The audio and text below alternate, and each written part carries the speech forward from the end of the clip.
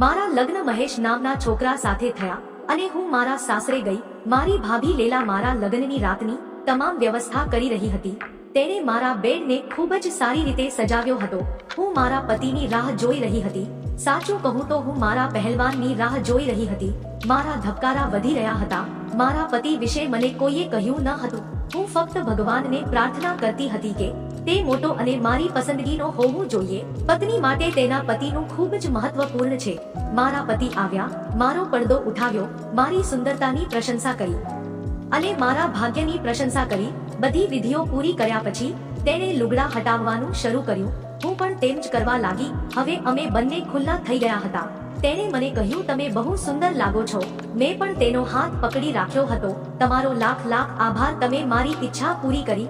હું કહું છું કે આ દુનિયામાં સૌથી વધુ પ્રેમ કરવા જેવું કંઈ હોય તો તે છે મારો પતિ.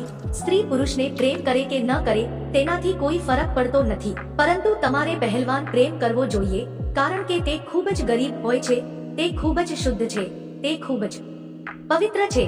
તે પહેલવાનના મનમાં કોઈ કપટ નથી. તે દરેકને આનંદ આપે છે. તે ફક્ત તેનું કામ કરે છે અને પછી શાંત થાય છે. થોડીવાર પછી તેણે મને પેપ્સી ખાવા માટે આપી. મેં પેપ્સી જોર જોરથી ખાવાનું શરૂ કર્યું. તેણે મને સ્પર્શ કર્યો. મારા નવા પતિએ અંદર આંગળી નાખી. થોડા સમય પછી જ્યારે તેણે દાખલ કર્યો ત્યારે હું આનંદથી ચીખો પાડવા લાગી. મને એવું લાગતું હતું કે કોઈએ કીડીને કોષનો ડામ આપ્યો છે. પરંતુ જ્યારે તેણે શરૂ કર્યું પછી તે અટક્યો નહીં. મારી બૂમો મારું નાટક હતું. હું ખૂબ જ સારી રીતે રમી રહી હતી. જે કહેવત છે કે જેની શરૂઆત છે તેનો અંત છે.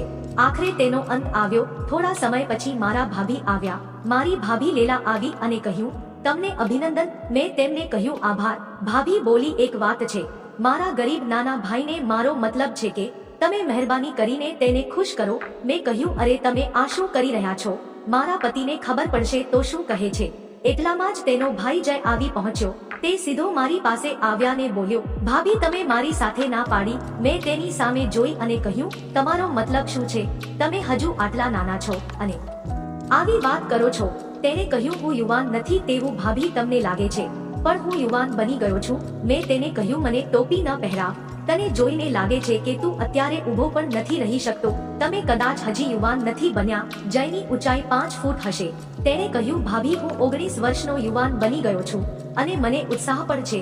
મેં મજાકમાં કહ્યું, તમે સારા માણસ બન્યા છો તો મને કહો કે તમે કોની ડાબલી તોડી છે? એટલામાં મારી ભાભી ફરી આવી અને બોલી, અરે જય, તું અહીં કેવી રીતે આવ્યો? મારા ભાભીએ મને કહ્યું, આ જય દરેક જગ્યાએ પ્રવેશ કરે છે. તે ચેતવણી આપ્યા વિના પ્રવેશ કરે છે અને કોઈની ડાબલીમાં તેની આંગળી કરે છે. કોઈ તેનો પીછો પણ કરતું નથી, કારણ કે ઉપરવાળાએ તેનો પહેલવાન ખૂબ જ સુંદર બનાવ્યો છે.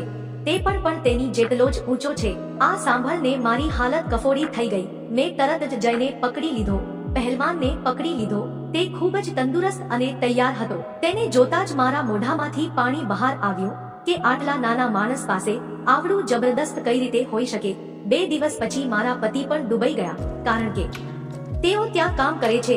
ધીમે ધીમે બધા મહેમાનો ચાલ્યા ગયા અને પછી હું અને જય વધ્યા. આને પછી તો મિત્રો, જો તેમની સાથે બનેલી ઘટના જાણવા માંગતા હોવ તો વિડીયોને લાઈક અને ચેનલને સબસ્ક્રાઇબ જરૂર કરજો.